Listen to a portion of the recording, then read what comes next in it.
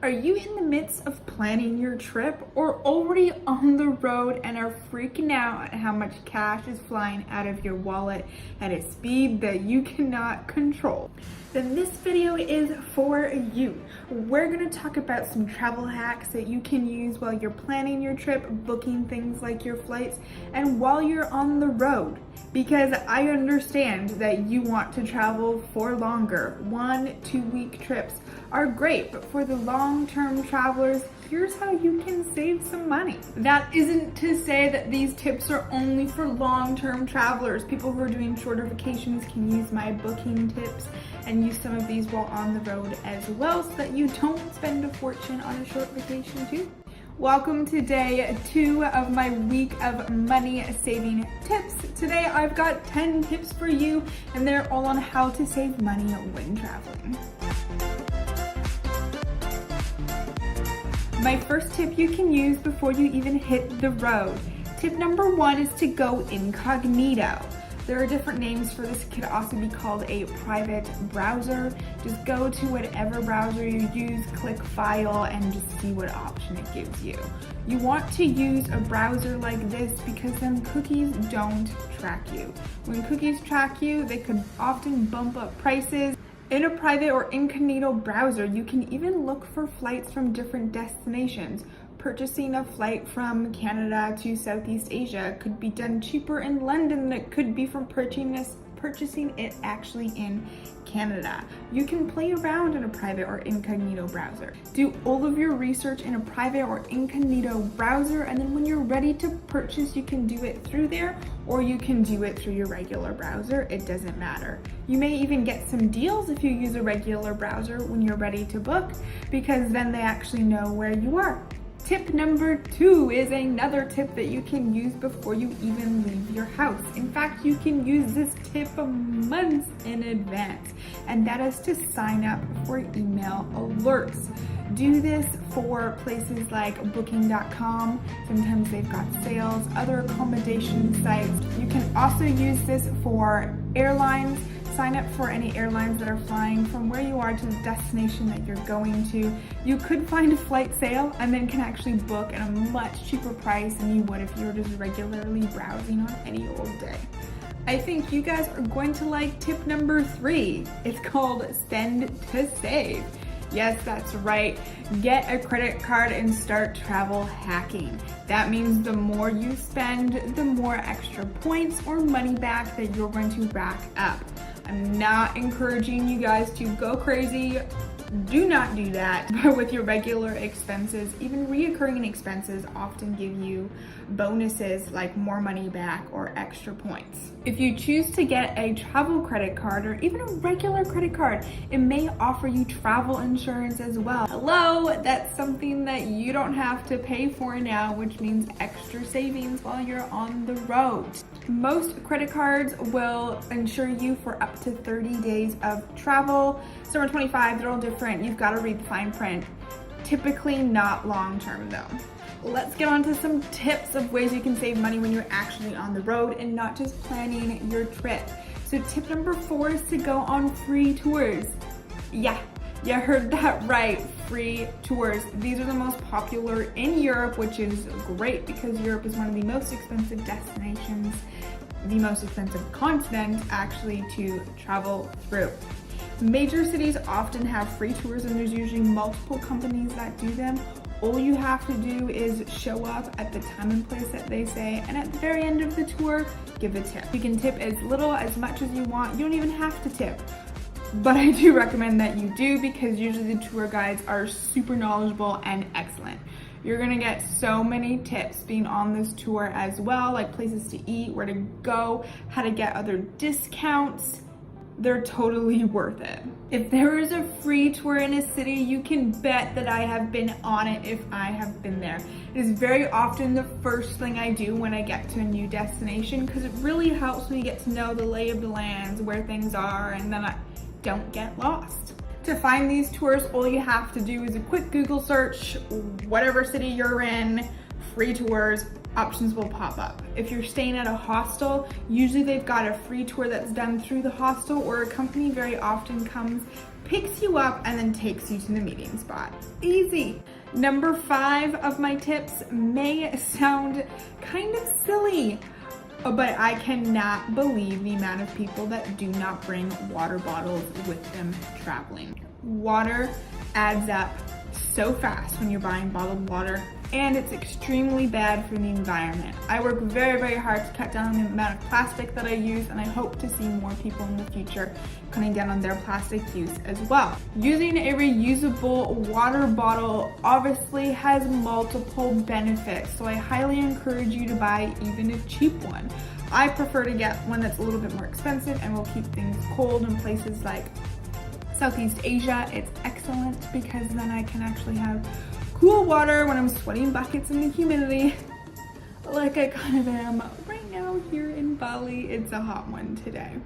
It may sound odd me telling you that you can save money on water, but seriously, in places like Europe where they charge you just to drink table water, you will be saving multiple euros every day. That could add up to a museum entry or other cheaper things to do in cities. Seriously, get a water bottle, save the environment, save money. Pro. Tip number 6 is not going to work for everyone, but for students, this is such an awesome idea. Again, this applies mostly for travel in Europe, but use your student ID card. Europe has so many places that offer student discounts, and all you have to do is flash your card. Personally, I've been using mine for years, even though I graduated quite a while ago, and I still use it and get a discount that is very often a couple of euros, which when you're using it multiple places will add up quickly. The way that I'm able to use my student ID still is that mine actually doesn't have dates on it. And it's really quite funny because the picture that I have on the card is from when I was in high school. I guess I still look similar. I don't know, what do you guys think? And the places that you can use this discount are typically at attractions, mostly museums, but anywhere that you visit, ask, or there's usually a sign. Tip number 7 is all about exchanging money and doing it at the right place. You don't want to be losing money while you're abroad and giving it away to other people when you're doing exchanges. The absolute worst place to do these exchanges is in the airport, which is also where you're going to find majority of the kiosks to do it. My recommendation is to get some money exchanged at a place with a better rate before you leave, so you have some cash when you land, or to use an ATM. You can also use ATMs when you land. However, I typically like to have the local currency or some of it on me when I get to a new destination, because my bank card can be pretty picky about which ATMs work sometimes. However, if it does work, I will take cash out from an ATM versus exchanging another currency that I have.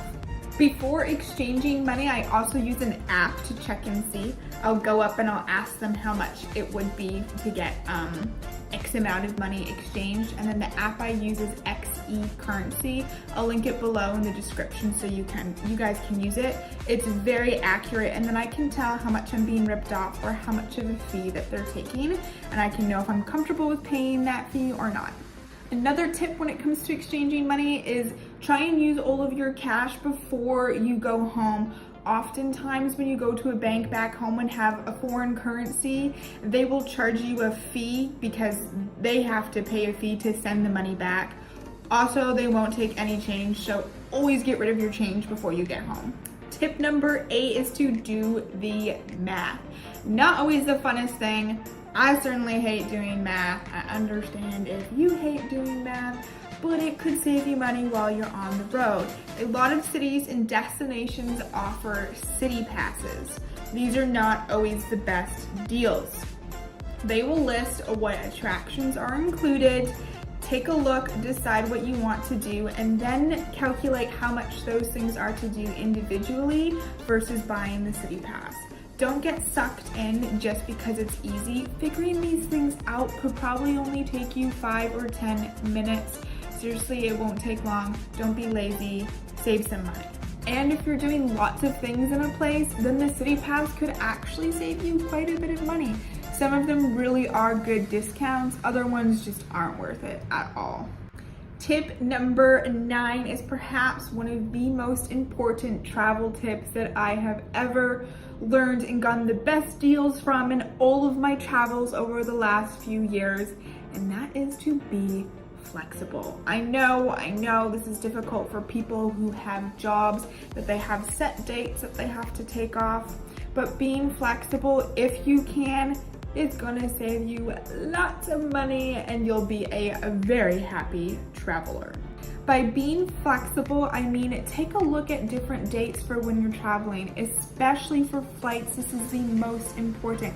Seriously, flying a day before or after the day that you actually want to go or come home could save you hundreds of dollars. I use the Skyscanner app and I search for an entire month, or I search around the dates that I want to go, and it will tell me if flights are cheaper or more expensive on my date, weeks before or weeks after. You can even do this before you book off your holidays from your job. Again, I'll link the app below in the description so you guys can take a peek at it and see when you are going on your next trip and saving lots of money.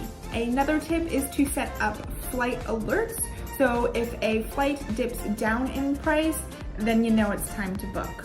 Yet another app that you can use to see when is the best time to book a flight is Hopper, again in the description. Hopper will tell you that when you're looking at certain dates, if you should book now, wait, or if you should have booked months ago. My 10th and final tip for this video is to travel during the off season. Not always ideal depending on the destination. I understand that people do not want to go to places like Canada or Iceland in winter, but traveling in the off season can actually save you so much. And there's a lot less people, which I like the sound of. This is also when you can find the best deals on flights and accommodation. Make sure you do your research into traveling in the off season, because some places like certain islands around the world will actually close down and you won't be able to actually go there in the off season. If you still want great weather and great prices, then traveling during the shoulder season is the best time for you. You won't get as cheap of deals, but you're still gonna get the best of both worlds. And there we have it. Those are my 10 tips for saving money while traveling, and a little bit of travel planning tips in there for you as well. If you watched to the end of this video, thank you so much. As always, I am very grateful that you did watch until the end. Don't forget to subscribe below, comment, like the video, share it. I really appreciate anything you guys do. It helps me out, and I hope that I helped you out and you've got some tips that are gonna save you hundreds, maybe even thousands of dollars. I'll be back tomorrow with another video on money, the taboo topic that no one likes to talk about but really helps a lot of people and we should all be talking about. See you then.